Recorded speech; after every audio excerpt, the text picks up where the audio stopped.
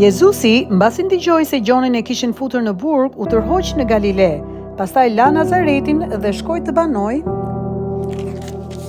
në Kapernaum, qytet bregdetar, në kufit të Zabulonit dhe të Neftalit, që të përmbushej i çishte thënë nëpërmjet profetit Isaia kur tha: Toka e Zabulonit, toka e Neftalit, mbi bregun e detit, krahina përtej Gjordanit, Galilea e paganëve.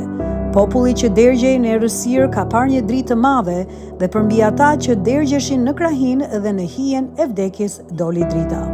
Që nga ajo kohë Jezusi filloi të predikojë dhe të thotë: Pendohuni, sepse mbretëria e qiejve është afër.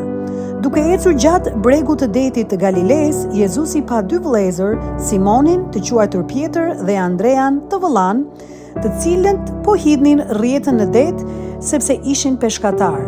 Dhe u tha atyre: Ndiqmeni dhe unë do t'ju bëj peshkatar njerëzish. Dhe ata i lanë menjëherë rrjetat dhe e ndoqën.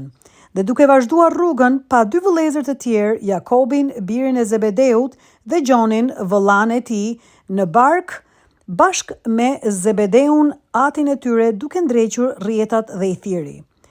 Dhe ata lanë menjëherë barkën dhe atin e tyre dhe i shkuan pas.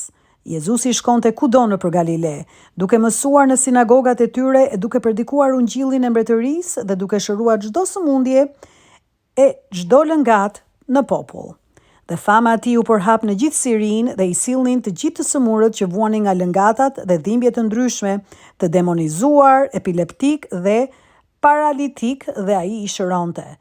Dhe një mori e madhe njerëzish i shkonte pas nga Galilea, nga Dekapoli, nga Jeruzalemi, nga Judea dhe nga përtej Jordanit.